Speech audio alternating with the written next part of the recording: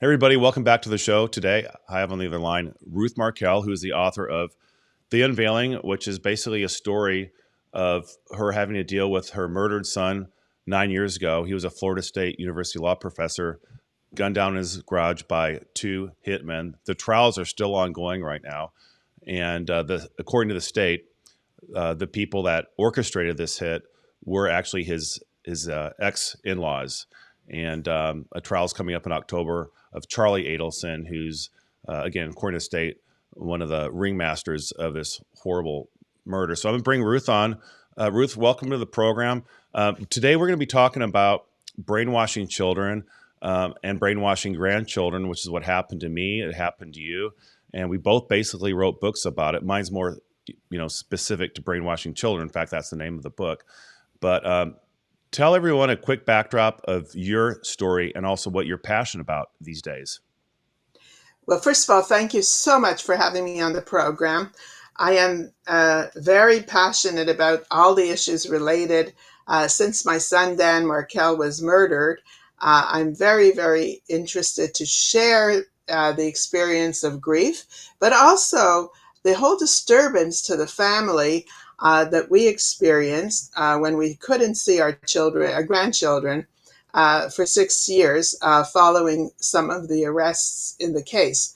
And so, what I'm eager to talk about today is, as I've been talking about grandparent alienation, and of course, parental alienation comes into it, and brainwashed children, many times they're all interwoven together. And one of the things that I've started to really notice, and listening to so many people have come to me after some of the sessions, after the podcasts, and they've shared their really tough experiences.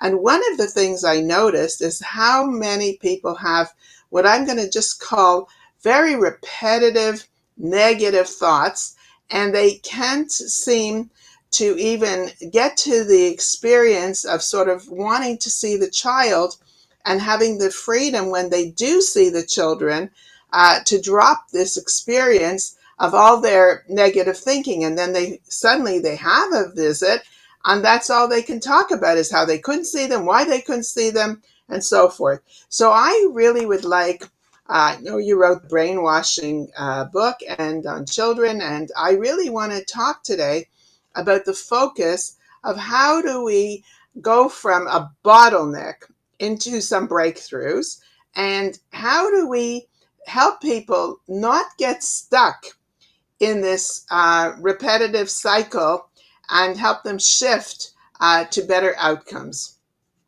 Sure. Let me jump straight into some of the solutions I came up with. And these are ones that I actually employed on my son years ago. And today we have a completely restored, normalized relationship. So the first one of my 5 is stop talking about the alienation when you're with them. So if you're away from them for a while and now you finally get to see them, like what happened to you, is you'll want to say things to them and say, look, I'm not the person you're portrayed, or what are you being told about us? You cannot go down that path because they're going to immediately be defensive and they're going to feel caught in the middle. And that's in itself not a good thing to be doing to them. You need to give them peace of mind. And how you do that is you just enjoy them like they're a normal friend that you haven't seen in a while. You ask them questions. What's going on? How's school going? What kind of hobbies are you into? What kind of, hey, are you on Snapchat? Oh, I've been trying to get on that too, but I thought it's just for kids.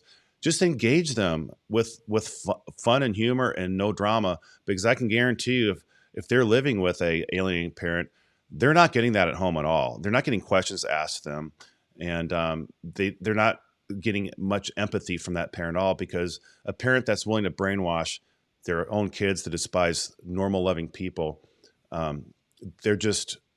they don't have a bone of empathy in their body. So you need to show that empathy and just enjoy being around them. So that'd be the first one. What are your thoughts on that one?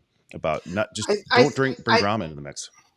No, I think actually that's very, very helpful in just creating the ambiance of learning about what is the child or the adolescent or adult, even for that matter, up to now, and sort of what are their areas of interest, and really listen. I think the opportunity not to talk so much and to share your negative feelings is very important. That's great. What other thoughts do you have?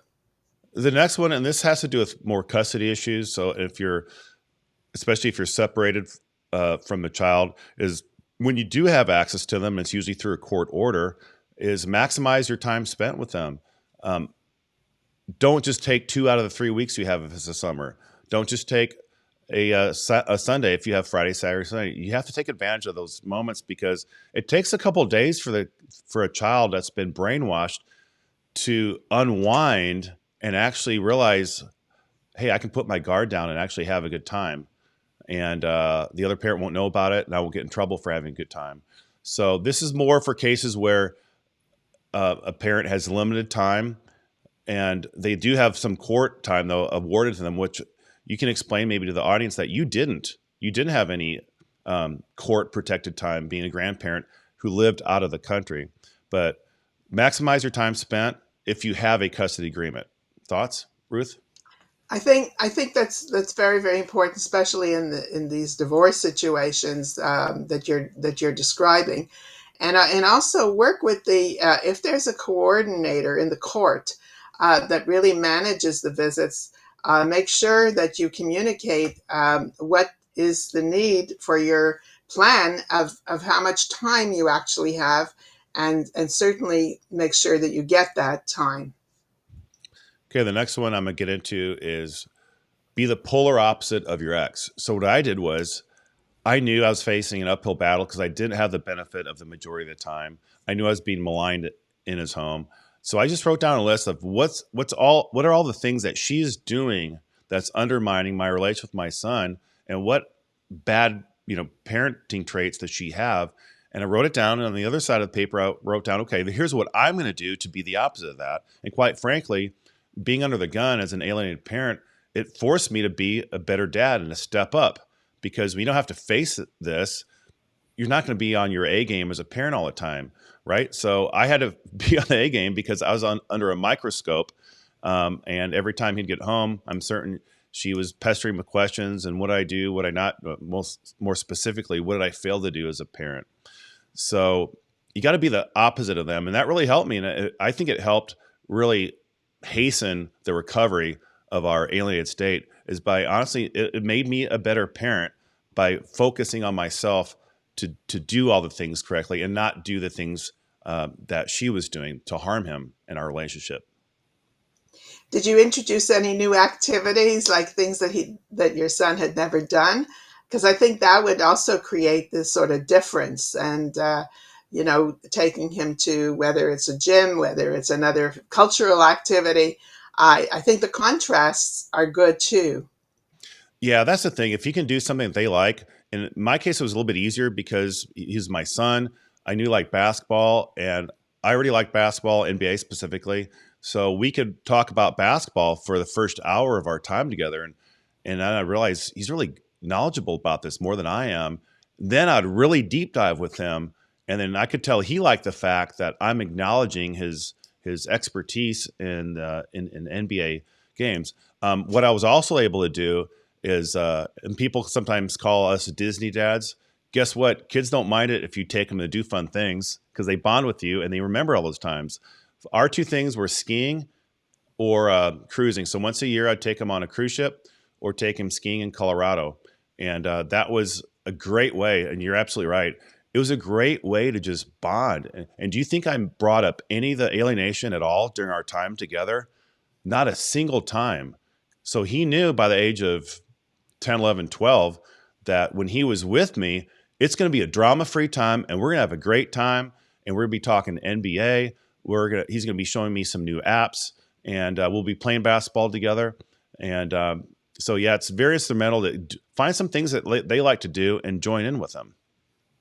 I think that really helps too, and also in finding out, one of the things that I did when they were younger, and actually after we were able to see them, is really find out what are some of the age appropriate gifts for their birthday, or for something like Christmas or Hanukkah or whatever. And I consulted, because my other grandchildren are much older, and I was able to sort of find out specifically what's in now. What are the kids playing with, or whatever they're reading, or whatever they're doing on the digital stuff. And I think that's also important. So you start to show interest in what's age appropriate for their stage. Correct. And that leads to my last one, which is kind of ties into when I told earlier about listening to them. Is sorry, I missed that one. Give them options and ask them opinions. This is big because I can guarantee you, a narcissistic type of parent, a brainwashing parent, does not do this. They don't ask them questions, the kids questions, and they don't ask for their opinions. They dictate demands. They tell them what they're going to do. They don't ask them questions like, "Well, what did you think last night of that movie?"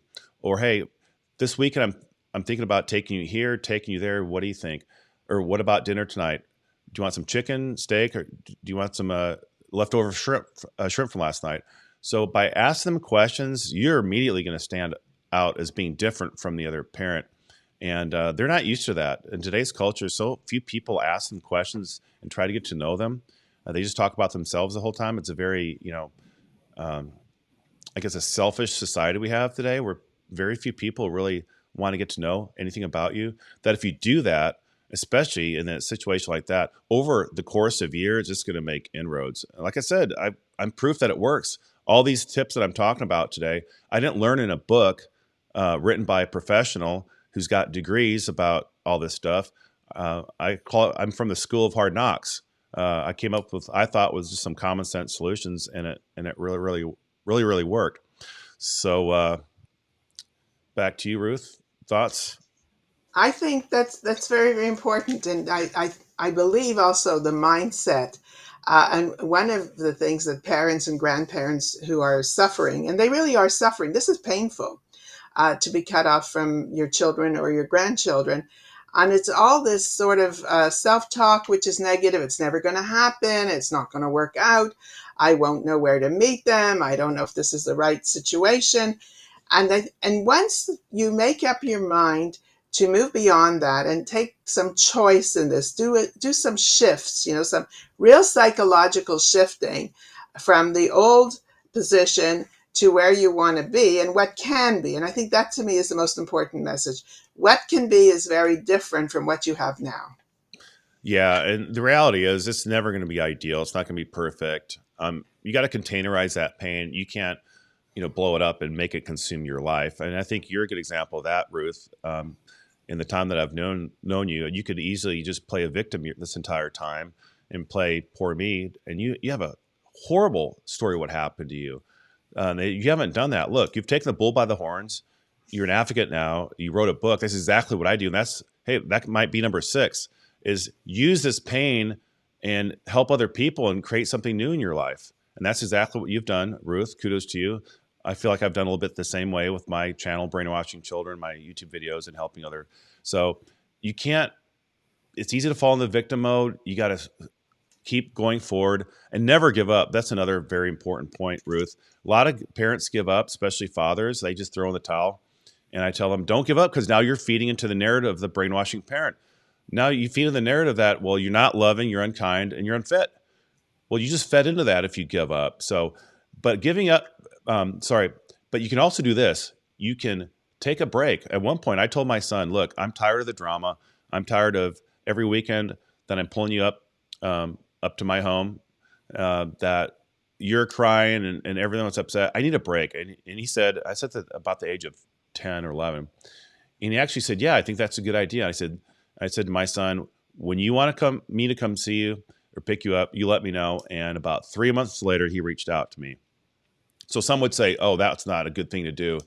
You can't give up on him for 3 months. No, it's taking a 3-month break. And if you need to do that, that's fine. There are no perfect solutions here. Taking timeouts are good, but just never, ever give up on your child. Would you agree with that, I, Ruth? oh, 200%, 300%. And I think that's what's most important is really, first of all, you have to keep yourself engaged and not sort of thrown off from this situation. The other very important point of this is sometimes we get so negative in our own personal thinking, And I say you have to redefine yourself. You have to redefine yourself that you know something different can happen, and then you will make it happen. And I really appreciate all the work you've done and all the hardship that you've done, really related to having seen your son experiencing brainwash and how to provide solutions to other families. It's really, really heartwarming. Thank you. And you know, it's funny. I never told you this before, but I said long before I entered this case uh, publicly on YouTube, commenting on it with my brother, our channel's Jury Trial Mentor, where we cover this case, is always, not always, for the last couple of years before I got into this publicly, I said to myself, the only difference between me and Dan Markel is I was never murdered. But everything else that I read about this case, and that's why I got into this case, as you know, Ruth, is because of the parallels I saw in my case. I thought, wow, the only thing different here is I didn't lose my life. I didn't get, murdered, assassinated in my own garage. But it's just very fascinating because these parents all seem to operate in the same way. They're very callous. They don't truly love their kids, because if you truly love your kids, you want them to have that relationship with the parent. Even if you can't stand the parent, you chose that parent to be their father or mother. So you have to do the right thing. But so many parents just can't do that, and it's just a lack of true love and empathy for that child. Well, I just want to say I really appreciate having this time to chat with you. I think this is an important topic, and I'm sure we will have more updates as time goes on, and sort of keep the optimism. And certainly, I'm sad for you that you see the parallel with Dan, for sure. That is not something I wish for anybody. But I do really appreciate all that you've done, and with Carl, and of course on this channel related to brainwashing. I think anything we can do to help the families is most important. Yeah, and the Thanks. last thing, I'll say, Ruth, is for those people that want to follow the continuation of justice for Dan in this case, Charlie Adelson, he's a dentist in Florida who's in jail right now for conspiring to murder your son. He's going to be facing trial. Is it October 23rd? What's the date exactly? October 23rd. He's allegedly, been one of the people who's been considered and is now charged, certainly with life and solicitation of murder and conspiracy. And the trial is in Tallahassee, and it starts. The official jury selection date is October 23rd. And it's going to be a major case. 2020 will be there, Daylight NBC. And if you want to watch it live, the daily proceedings, it's going to be on Court TV, and I believe Tallahassee Democrat. Are those the two venues that broadcast it live? Last year, yes, last year Tallahassee Democrat did live stream it, and also I believe he'll do it again. Is the Montour Lawyer, Deep Dive True Crime? He usually does that as well. So Great. yes, it's going to be there'll be and you don't have to necessarily be watching it the exact moment, because it's all recorded, and certainly you can find it on YouTube and all of the other related channels. No, that's a And very thank good you for point. mentioning it. Yeah. Yeah, I don't think most people can watch it live every day anyways. So yeah, and Carl and I, my brother, will be doing a daily wrap up in the evenings on Jury Trial Mentor. Not sure what time yet. So if you missed the case, you just want somebody who's in the courtroom. I plan on being in the courtroom at least the first 2.5 weeks. So I'll be able to give perspective from what I'm seeing, and then my brother, who probably won't be able to make it, but he'll be watching it live so he can comment. So follow that if you want to know some really intelligent insight into juries, and that comes from my brother. So thanks again, Ruth, for joining us today. Hopefully everyone enjoyed watching this, got some value, and we'll see you on the next time. Let's do one of these again soon, Ruth. Thank you. My All right, pleasure. bye-bye. Bye. Bye bye.